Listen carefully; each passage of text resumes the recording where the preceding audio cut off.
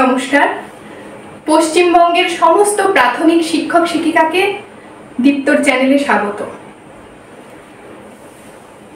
আমরা জানি প্রত্যেকেই যে প্রাথমিক শিক্ষক শিক্ষিকার ক্ষেত্রে বঞ্চনা আছেই, কিন্তু এই বছরের 1 সেপ্টেম্বর এমন একটা রায় আমরা পেলাম যেখানে প্রতিটা শিক্ষক শিক্ষিকার একটু হলেও অস্তিত্ব নিয়ে টানাটানি পড়ে এবং প্রত্যেকে উদ্বিগ্ন হয়েছে, এবং তার সাথে আমিও। কিন্তু আমাদের দীপ্ত পরিবার বিশ্বাস করে যা কিছুই বাধা বিঘ্ন আসুক, আমরা নিজেরাই সমস্ত ঝড় ঝঞ্ঝা উপেক্ষা করে সমস্ত বাধা কাটিয়ে উঠতে পারবই। সেই জন্যই আমরা নিজেরাই নিজেদের সুবিধার জন্য টেটের বিভিন্ন ক্লাস শুরু করেছি।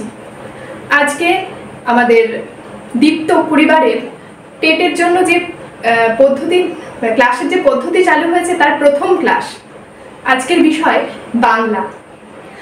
আজকে আমরা এমন একজনকে পেয়েছি যিনি প্রাথমিক শিক্ষক নন, কিন্তু উনি সর্বতোভাবে আমাদের পাশে দাঁড়িয়েছেন এবং আশ্বাস দিয়েছেন উনি যতটা সম্ভব পারবেন সময় বের করবেন আমাদের জন্য এবং আমাদেরকে সাহায্য করবেন। চিন্ময় গাঙ্গুলি, অসংখ্য ধন্যবাদ ওনাকে। আপনারা সবাই ক্লাসে থাকুন। সকলকে নমস্কার। শিক্ষক শিক্ষিকা এটা আমরা একটা পরিবার। শুধুমাত্র যে প্রাথমিক শিক্ষক, উচ্চ মাধ্যমিক বা হাই স্কুলের শিক্ষক বা কলেজের শিক্ষক, ইউনিভার্সিটি শিক্ষক, আসলে শিক্ষক একটা পরিবার। এটা আমরা সকলেই জানি যে আমাদেরকে সুপ্রিম কোর্টের একটা রায় হয়তো সকলকেই একটা ছাতার তলায় এনে হাজির করেছে।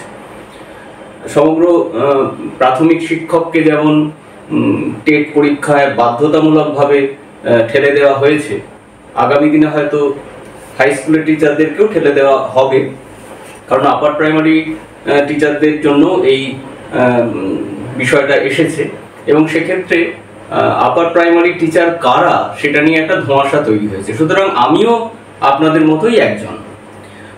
তো যাই হোক, দীপ্তর উদ্যোগে এই যে একটা ক্লাসের ব্যবস্থা করা হয়েছে এবং টেটের সমস্ত বিষয়গুলো নিয়ে তারা পরপর ক্লাস করবে এবং সকলে একটা চর্চার মধ্যে থাকবেন, এটা অত্যন্ত সাধু উদ্যোগ।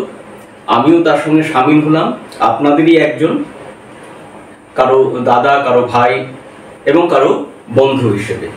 কাজেই আমরা প্রত্যেকে আমাদের নিজেদের ওরিয়েন্টেশনের একটা সুযোগ করে নেব। আপনারা প্রত্যেকেই এই বিষয়গুলোর সঙ্গে কম বেশি ওয়াকিবহাল, প্রত্যেকেই জানেন, তবু একবার চর্চা করলে সেগুলো আবার আমাদের মনে এসে যাবে। কাজেই অন্য কিছু নয়, যেগুলো আমরা ভুলে গেছি সেগুলো আরেকবার করে চর্চা করে নেওয়া।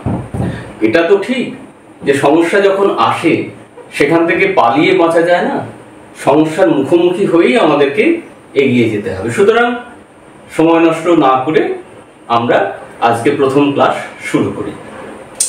যেহেতু বাংলা সিলেবাসে ধ্বনি এবং ধ্বনি পরিবর্তন এইটা প্রথম চ্যাপ্টার হিসেবে আছে, আমরা সেক্ষেত্রে এই ধ্বনি, আজকের ক্লাসে এই ধ্বনি বিষয়টা নিয়েই আমরা আলোচনা করব। তাহলে বন্ধুরা, আমরা আজকে প্রথম ক্লাসে যে টপিকটা নিয়ে বা যে চ্যাপ্টারটা নিয়ে আমরা আলোচনা করব, যে বিষয়টা নিয়ে, সেটা হচ্ছে ধ্বনি।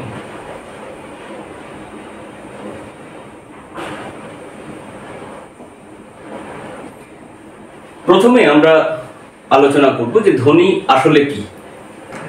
তাহলে আজকে আমাদের আলোচ্য বিষয় ধ্বনি।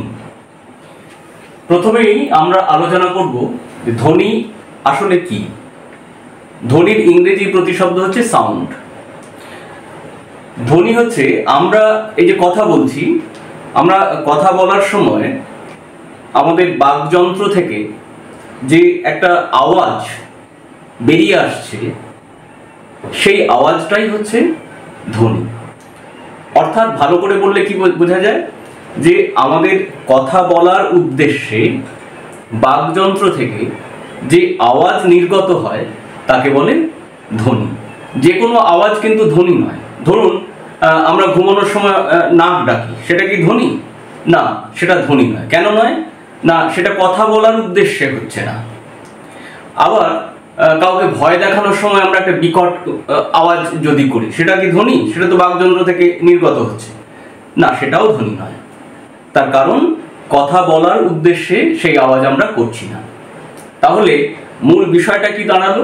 না, কথা বলার উদ্দেশ্যে বাকযন্ত্র থেকে যে আওয়াজ নির্গত হয় তাকেই বলছি আমরা ধ্বনি। তাহলে ধ্বনি কত রকমের হতে পারে? মূলত ধ্বনিকে আমরা দুটো ভাগে ভাগ করতে পারি। ধ্বনিকে আমরা দুটো ভাগে ভাগ করতে পারি। কি কি? না, প্রথমে হচ্ছে বিভাজ্য ধ্বনি, আর একটা হচ্ছে অবিভাজ্য ধ্বনি।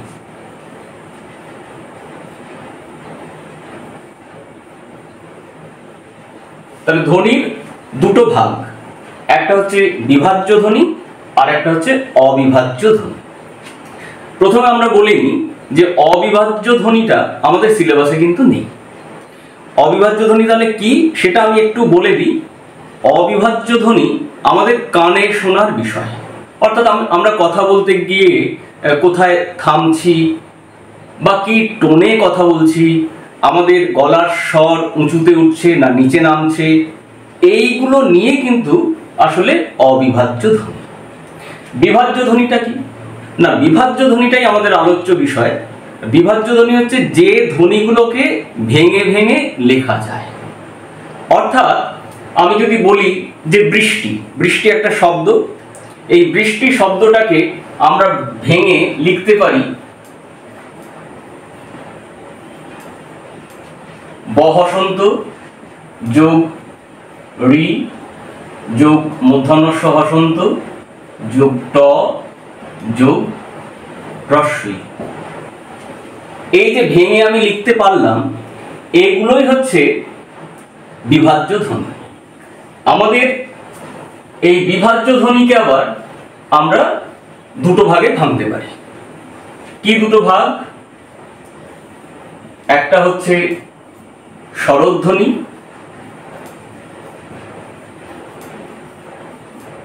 আর একটা হচ্ছে ব্যঞ্জন ধ্বনি।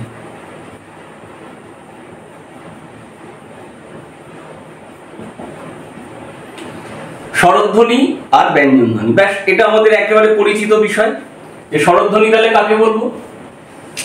না, যে ধ্বনিগুলো উচ্চারণের সময় শ্বাস বায়ু আমাদের বাকযন্ত্রে কোথাও বাধা পায় না। অনেকে আমরা ছোটবেলা থেকে শিখে এসেছি স্বরধ্বনি মানে যে স্বরগুলি বা যে ধ্বনিগুলো উচ্চারণের সময় অপর কোনো ধ্বনির সাহায্য ছাড়াই উচ্চারিত হতে পারে তাকে আমরা স্বরধ্বনি বলব। কিন্তু এখন আমরা ওই সংজ্ঞাটা বলবো না। কেন বলবো না? তার যুক্তিও আছে। যেমন ধরুন ওই আর ও, এই ওই আর ও এই দুটো যৌগিক স্বর দুটো মৌলিক স্বরের সমন্বয়ে তৈরি হচ্ছে। অর্থাৎ ওই মানে ও প্লাস হ্রস্বই, ও মানে ও প্লাস হ্রস্ব। তাহলে আগের যে সংজ্ঞা যে অপর কোনো ধ্বনির সাহায্য ছাড়াই যে স্বরধ্বনি উচ্চারিত হয় সেটা খাটছে না। সুতরাং আমরা নতুন যে স্বরধ্বনির সংজ্ঞা পেয়েছি সেটা কি? না, যে ধ্বনিগুলো উচ্চারণের সময় শ্বাস বায়ু বাকযন্ত্রের কোথাও বাধাপ্রাপ্ত হয় না তাকেই আমরা বলবো স্বরধ্বনি। এবার আমরা আলোচনায় চলে আসি স্বরধ্বনি। স্বরধ্বনি নিয়ে আমরা মূল আলোচনাটায় আসি, তারপর আমরা ব্যঞ্জন ধ্বনি নিয়ে আলোচনা করব। স্বরধ্বনি আবার আমরা কয়েকটি ভাগে ভাগ করতে পারি।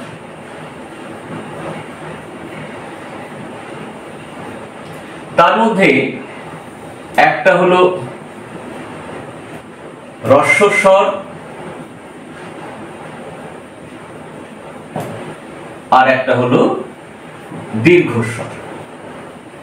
এটা হচ্ছে স্বরধ্বনি উচ্চারণের সময় আমরা কতটা সময় দিয়ে উচ্চারণ করছি তার উপর নির্ভর করে আমরা নাম দিচ্ছি হ্রস্বস্বর, দীর্ঘস্বর। এগুলো সবই আমাদের জানা, প্রত্যেকেই আপনারা জানেন, শুধুমাত্র একটু আমরা চর্চার মধ্যে আনছি যাতে করে সবার মনে পড়ে যায়।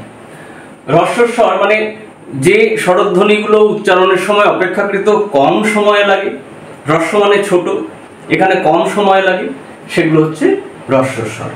অ, হ্রস্ব ই, হ্রস্ব উ, রি, এগুলো হচ্ছে হ্রস্বস্বরের মধ্যে পড়ে।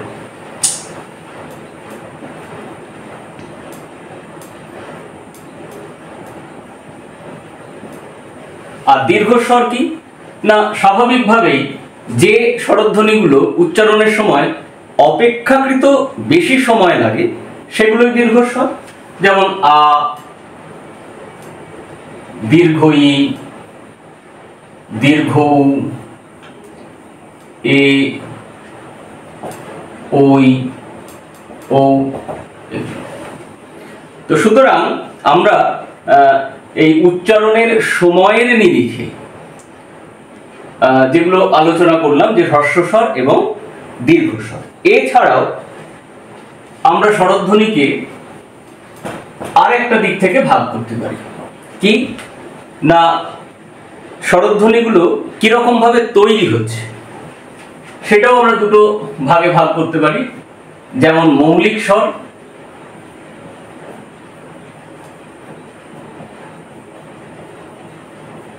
আর একটা হচ্ছে যৌগিক স্বর।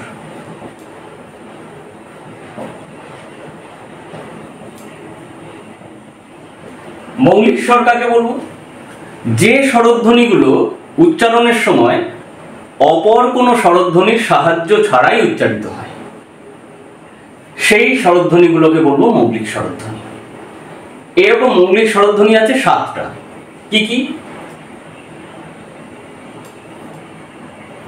অ, আ, ই, উ, এ, ও আর এ। এই 7টা হচ্ছে মৌলিক স্বরধ্বনি। এখন এই যে এ, এর ধ্বনি রূপ আমাদের আছে বাংলায়, কিন্তু এর বর্ণটা নেই। আমরা কখনো একে অয়জফলা আকা দিয়ে চিহ্নিত করি, কখনো বা একেও এরকম উচ্চারণ করি, যেমন বেলা, খেলা, মেলা, কেমন? আবার কখনো অয়জফলা আকা দিয়েও তাকে প্রকাশ করি। তো এর বর্ণরূপ নেই, কিন্তু এর ধ্বনিটা আছে, সেজন্য মৌলিক স্বরধ্বনি হচ্ছে 7টা। এ প্রসঙ্গেই বলে নিই, ধ্বনি আর বর্ণ আসলে কি। ধ্বনি হচ্ছে উচ্চারিত রূপ, আর বর্ণ হচ্ছে সেই উচ্চারিত রূপের লিখিত রূপ।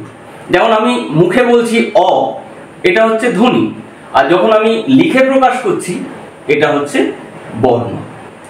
আর কোনো পার্থক্য কিন্তু নেই। সেই হিসেবে এর ধ্বনি রূপ আছে, কিন্তু এর লিখিত বা বর্ণ রূপটা নেই। তো যাই হোক, আমাদের মৌলিক স্বরধ্বনির সংখ্যা তাহলে কটি দাঁড়ালো? 7টি।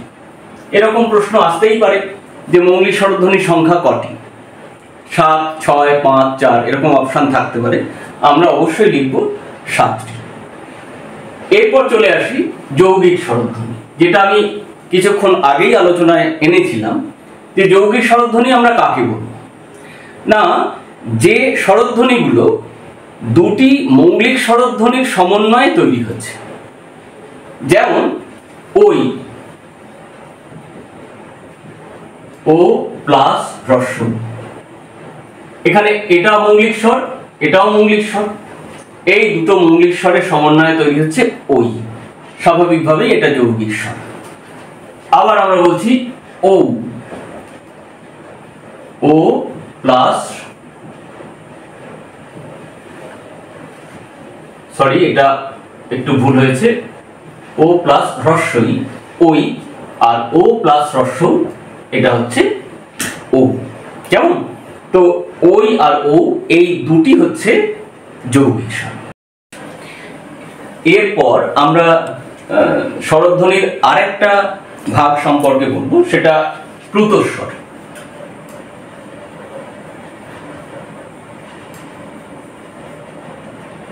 প্লুতস্বর জিনিসটা কি? প্লুতস্বর হচ্ছে কাউকে ডাকার সময়, কাঁদার সময়, গান গাওয়ার সময় আমরা কোনো একটি শব্দের শেষ স্বরধ্বনিকে টেনে টেনে উচ্চারণ করি। যেমন গানের সময় ও নদীরে, এই যে এ নদীরে,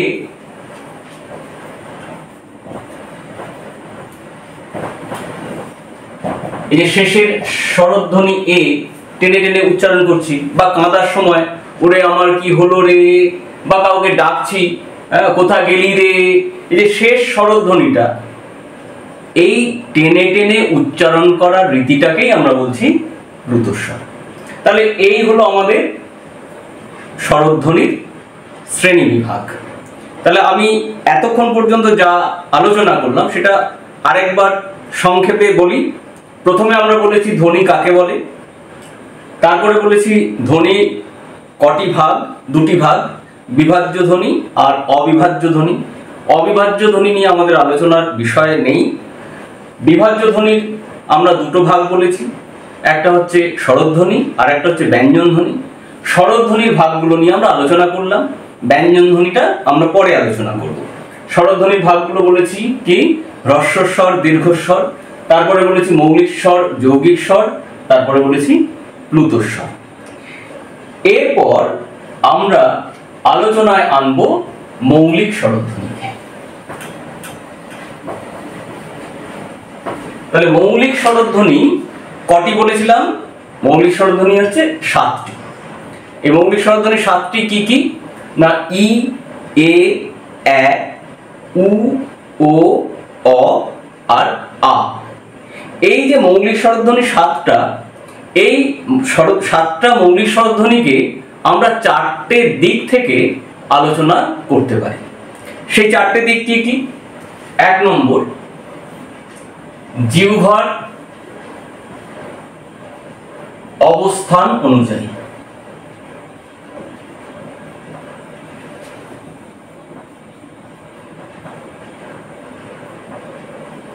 2 নম্বর কি, জিহ্বার উচ্চতা অনুযায়ী। 3 নম্বর কি, মুখবিবরের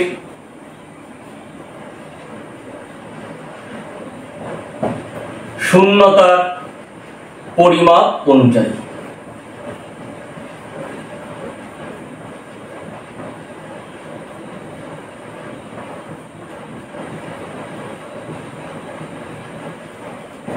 আর 4 নম্বর কি, ওষ্ঠের আকৃতি অনুযায়ী।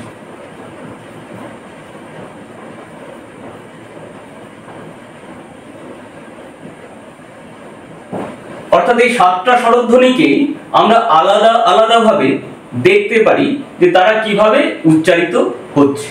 তাহলে প্রথম বিষয়টা কি, জিহ্বার অবস্থান অনুযায়ী। অর্থাৎ আমি যখন এই মৌলিক স্বরধ্বনিগুলো উচ্চারণ করছি তখন আমার জিভের অবস্থানটা কোথায়?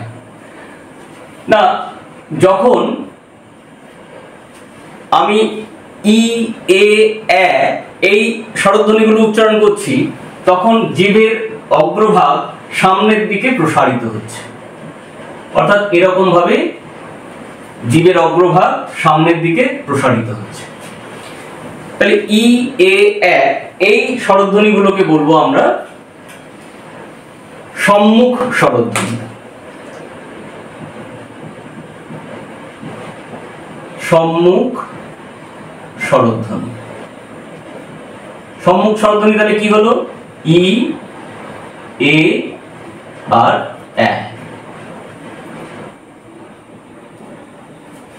এবার যখন আমরা উ, ও, অ, উ, ও, অ এই 3টে স্বরধ্বনি উচ্চারণ করব তখন দেখব যে জিভের অগ্রভাগ পিছনের দিকে বাঁকছে, অর্থাৎ পশ্চাৎ দিকে বেঁকে আসছে। সেজন্য আমরা তাকে বলবো পশ্চাৎ স্বরধ্বনি।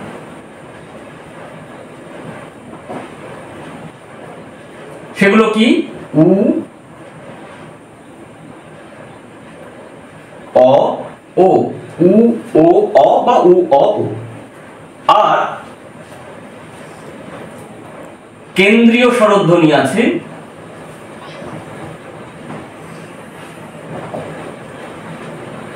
সেটা হলো আ। এই স্বরধ্বনিটা যখন আমি উচ্চারণ করছি তখন আমার জিভ না সামনের দিকে না পিছনের দিকে, একেবারে সমতলে মুখবিবরের মেঝেতে অবস্থান করছে। আপনারা যখন এগুলো উচ্চারণ করবেন এগুলো একটু খেয়াল করে দেখবেন যে ই এ এ জিভ সামনের দিকে অগ্রসর হতে চেষ্টা করছে, উ ও অ যখন আমরা উচ্চারণ করছি তখন জিভ পশ্চাৎ দিকে বেঁকে যেতে চাইছে, আর যখন আ বলছি তখন জিভ একেবারে মুখবিবরের মেঝেতে অবস্থান করছে। তাহলে জিহ্বার অবস্থান অনুযায়ী মৌলিক স্বরধ্বনিকে আমরা তিনটে ভাগে ভাগ করলাম: সম্মুখ স্বরধ্বনি, পশ্চাৎ স্বরধ্বনি আর কেন্দ্রীয় স্বরধ্বনি। এরপর আমরা আলোচনা করব দ্বিতীয় ভাগ, সেটা হচ্ছে জিহ্বার উচ্চতা অনুযায়ী।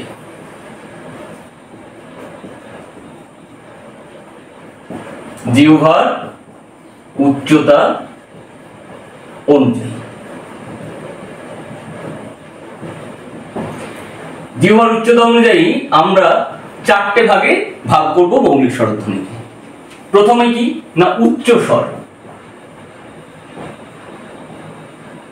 উচ্চ স্বর কাকে বলবো না যে মৌলিক স্বরধ্বনিগুলো উচ্চারণের সময় জিহ্বার অগ্রভাগ মুখবিবরের একেবারে ছাদে স্পর্শ করে উচ্চারিত হবে।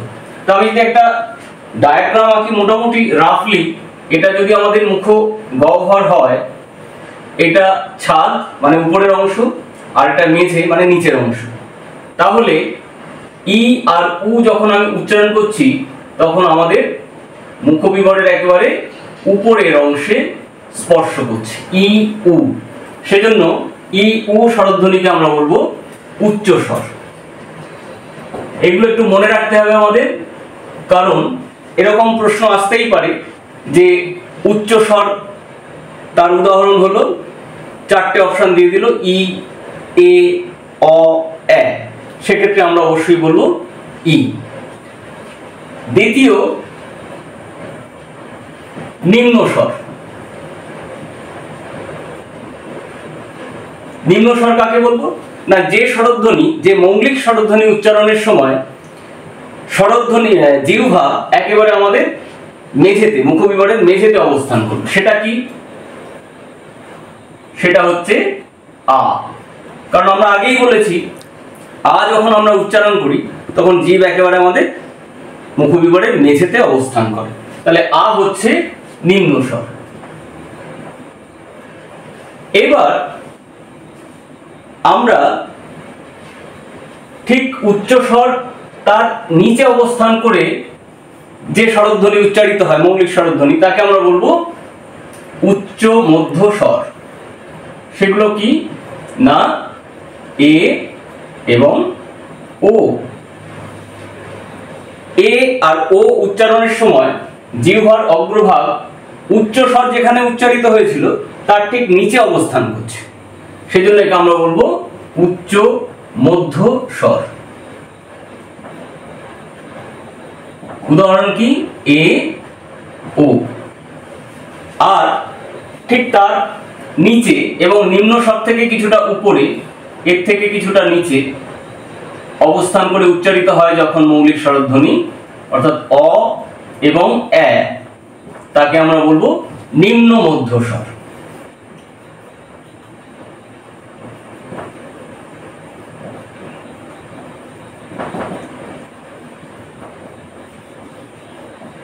তাহলে জিহ্বার উচ্চতা অনুযায়ী আমরা মৌলিক স্বরধ্বনিকে চারটে ভাগে ভাগ করলাম, কি না উচ্চ স্বর, নিম্ন স্বর, উচ্চ মধ্য স্বর এবং নিম্ন মধ্য স্বর। এই উদাহরণগুলো কিন্তু আমাদের মনে রাখতে হবে। নেক্সট আমাদের ছিল মুখবিবরের শূন্যতার পরিমাপ অনুযায়ী। 3 নম্বর ছিল মুখবিবরের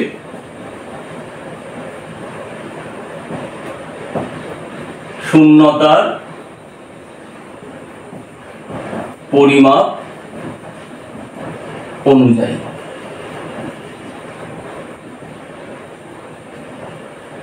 একেও আমরা চারটে ভাগে ভাগ করব। কিরকম না, আমি আবার এটা আঁকছি রাফলি। যখন আমি ই আর উ এই দুটো স্বরধ্বনি উচ্চারণ করছিলাম তখন জিভ পুরো মুখটাকে ভরে দিয়ে উচ্চারিত হচ্ছিল, অর্থাৎ মুখের মধ্যে কোনো শূন্যতা বা ফাঁকা স্থান ছিল না।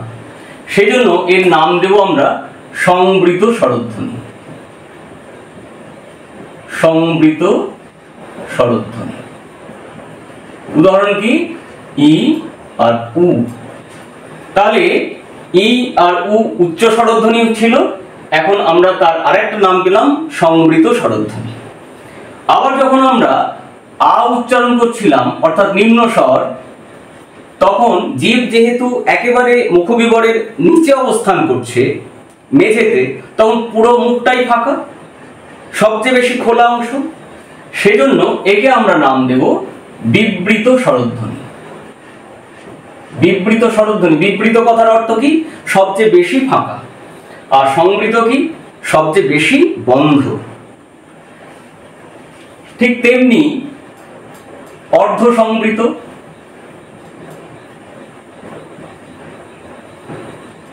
ঠিক সংবৃত যেখানে উচ্চারিত হয়েছিল তার চেয়ে নিচে অবস্থান করছে জিভ, তাহলে উপর থেকে কিছুটা অংশ ফাঁকা কিন্তু বাকি অংশটা ভর্তি, সেজন্য আমরা নাম দিচ্ছি অর্ধ সংবৃত। উদাহরণ কি? এ ও, বিবৃত আ।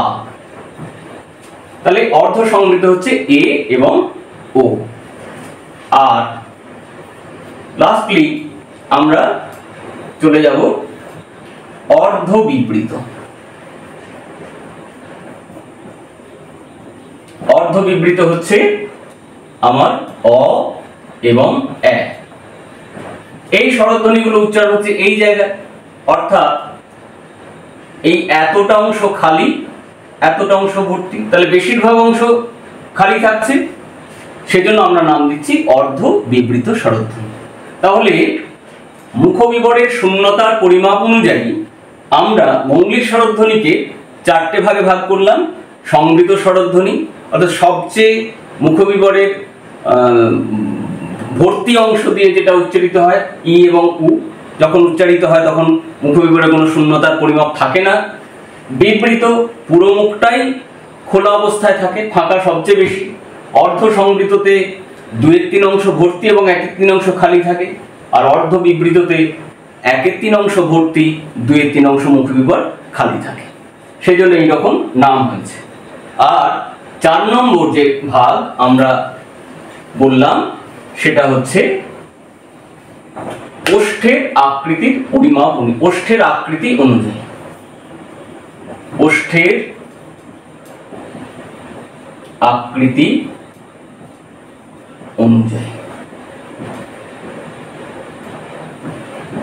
অর্থাৎ আমরা যখন মৌলিক স্বরধ্বনিগুলো উচ্চারণ করি তখন আমাদের এই ওষ্ঠ তার একটা রূপ নেয়। সেই আকৃতিটা কেমন হয় তার উপর ভিত্তি করে আমরা এই মৌলিক স্বরধ্বনিকে 3টি ভাগে ভাগ করতে পারি। যেমন ই, এ, এ যখন আমরা উচ্চারণ করি তখন ওষ্ঠ ক্রমশ প্রসারিত হয়। অর্থাৎ ই যদি আমরা এরকম উচ্চারণ করি, এতে আরেকটু প্রসারিত হলো, এতে আরো বেশি প্রসারিত হয়ে যাবে। এগুলো আমরা নিজেরা উচ্চারণ করে করে দেখে নিতে পারি। ই, এ, এ ওষ্ঠ কিন্তু দুপাশে ক্রমশ প্রসারিত হচ্ছে, সেজন্য এই ধ্বনিগুলোর নাম দেব আমরা প্রসৃত বা প্রসারিত স্বরধ্বনি। কেমন? যেহেতু ওষ্ঠ দুদিকে ক্রমশ প্রসারিত হচ্ছে, সেজন্য এর নাম দিচ্ছি আমরা প্রসৃত স্বরধ্বনি বা প্রসারিত স্বরধ্বনি। তেমনি আবার যখন আমরা উ, ও, অ এই 3টে স্বরধ্বনি উচ্চারণ করব তখন ওষ্ঠের আকৃতি কেমন হবে না ক্রমশ কুঞ্চিত বা বর্তুলাকার ধারণ করবে।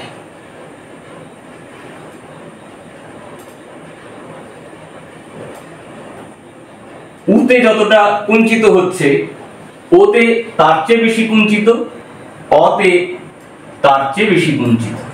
সেজন্য এই তিনটে মৌলিক স্বরধ্বনির নাম দেব আমরা কুঞ্চিত বা বর্তুলাকার স্বরধ্বনি। কুঞ্চিত বা বর্তুলাকার স্বরধ্বনি। আর পড়ে থাকছে কি? পড়ে থাকছে আ। এই স্বরধ্বনি যখন আমরা উচ্চারণ করছি তখন ওষ্ঠের কোনো বিকৃতি সেভাবে ঘটে না, সেজন্য আমরা একে নাম দেব নিরপেক্ষ স্বরধ্বনি। নিরপেক্ষ। তাহলে মৌলিক স্বরধ্বনির এই হচ্ছে আমার শ্রেণী বিভাগ। তাহলে মৌলিক স্বরধ্বনিকে আমরা চারটে দিক থেকে দেখলাম। প্রথমে কি বলেছিলাম না, জিহ্বার অবস্থান অনুযায়ী সেটাকে আমরা তিনটে ভাগে ভাগ করেছি, সম্মুখ স্বরধ্বনি, পশ্চাৎ স্বরধ্বনি এবং কেন্দ্রীয় স্বরধ্বনি। তারপরে বলেছিলাম যে মুখবিবরের শূন্যতার পরিমাপ অনুযায়ী, না জিহ্বার উচ্চতা অনুযায়ী, সেখানে বলেছিলাম আমরা উচ্চ স্বরধ্বনি, নিম্ন স্বরধ্বনি, উচ্চ মধ্য স্বরধ্বনি এবং নিম্ন মধ্য স্বরধ্বনি, এই চারটে ভাগে ভাগ করেছিলাম। তারপরে বলেছিলাম কি মুখবিবরের শূন্যতার পরিমাপ অনুযায়ী, এই মুখবিবরের শূন্যতার পরিমাপ অনুযায়ী তাকে আমরা চারটে ভাগে ভাগ করেছিলাম, সংবৃত স্বরধ্বনি, বিবৃত স্বরধ্বনি, অর্ধ সংবৃত স্বরধ্বনি, অর্ধ বিবৃত স্বরধ্বনি। এবং 4 নম্বর সেটা হচ্ছে ওষ্ঠের আকৃতি অনুযায়ী, সেখানে আমরা তিনটে ভাগে ভাগ করেছি, না প্রসৃত স্বরধ্বনি, কুঞ্চিত স্বরধ্বনি এবং নিরপেক্ষ স্বরধ্বনি। এই হলো আমাদের স্বরধ্বনির আলোচনা।